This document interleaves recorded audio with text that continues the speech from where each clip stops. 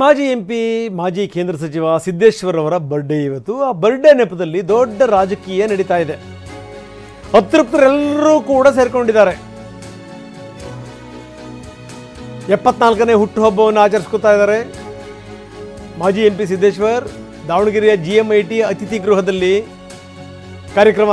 Arvind Limbavali, Kumar Bangarappa, Pratap Simha, BP Harish ಸೇರಿದಂತೆ ಬಹಳಷ್ಟು ಜನ ನಾಯಕರಲ್ಲಿ ಭಾಗಿಯಾಗಿದ್ದಾರೆ.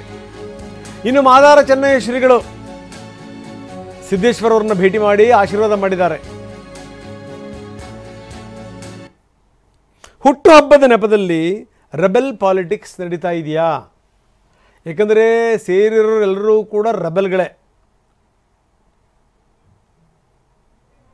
74ನೇ ಹುಟ್ಟುಹಬ್ಬವನ್ನು ಆಚರಿಸ್ಕೊತಾ ಇದ್ದಾರೆ. ನಾವು ನೋಡ್ತಾ ಇದ್ದೀವಿ. ಕುಮಾರ್ ಬಂಗಾರಪ್ಪ ಅಲ್ಲಿದ್ದಾರೆ, ಪ್ರತಾಪ್ ಸಿಂಹ ಇದ್ದಾರೆ, ಇನ್ನು ಹರಿಹರದ ಶಾಸಕ ಹರೀಶ್, ಯಡಿಯೂರಪ್ಪನವರಿಗೆ ಒಂದು ಸಂದರ್ಭದಲ್ಲಿ ಬಹಳ ಆತ್ಮೀಯರಾಗಿದ್ದಂಥವ್ರು ಯಡಿಯೂರಪ್ಪನವರ ಕುಟುಂಬಕ್ಕೆ. ಈಗ ಯಡಿಯೂರಪ್ಪನವ್ರ ಮಗ ಅಂದರೆ ಉರಿದು ಬೀಳಿದ್ದಾರೆ ಹರೀಶ್. ಬರೀ ಪ್ರತಾಪ್ ಸಿಂಹ ಮಾತಾಡಿದ್ದಾರೆ, ಏನು ಹೇಳ್ತಾರೆ ನೋಡೋಣ. ಇದು ತಂಡ ಅಲ್ಲ, ಇದು ನಾವೆಲ್ಲ ಬಿಜೆಪಿ ಅವರೇ. ಬಿಜೆಪಿ ಒಂದು ನಿಮಿಷ, ಬಿಜೆಪಿ ಇಲ್ದಲೆ ಪ್ರತಾಪ್ ಸಿಂಹನಿಗೆ ಅಸ್ತಿತ್ವ ಇದೆಯಾ? ಬಿಜೆಪಿ ಬಿಟ್ಟರೆ ನಾನೊಬ್ಬ ರೈಟರ್ ಆಗಿದ್ದೆ ಅಷ್ಟೇ. ಅದು ಬಿಜೆಪಿಯೇ ನನ್ನ ಅಸ್ತಿತ್ವ. ಬಿಜೆಪಿಯ ಕಮಲದ ಅಡಿನಲ್ಲೇ ನಾನು 2 ಸಾರಿ ಗೆದ್ದು ಸಂಸದನಾಗಿರುವಂಥದ್ದು.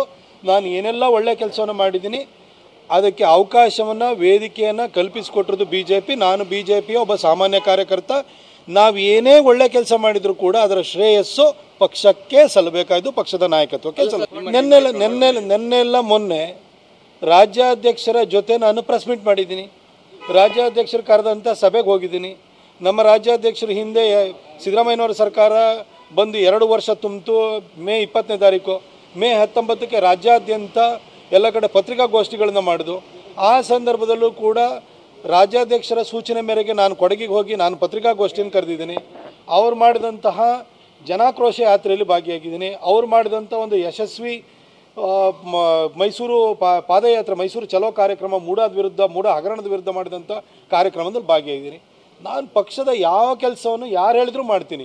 ಅಷ್ಟು ಮಾತ್ರ ಅಲ್ಲ, ಇಲ್ಲಿ ಇನ್ಯಾವುದೋ ಹುಬ್ಳಿಲಿ ಕೇಳ್ಬೋದು, ಇನ್ನೊಂದು ಕಡೆ ಧಾರವಾಡದಲ್ಲಿ ಕೇಳ್ಬೋದು, ಇನ್ನು ಎಲ್ಲೇ ಕೇಳಿದ್ರು ಕೂಡ ಪಕ್ಷದ ಯಾವುದೇ ವಿಚಾರಗಳಿರ್ಬೋದು ಆ ವಿಚಾರಗಳ ಜೊತೆ ನಾನು ಇರ್ತೀನಿ.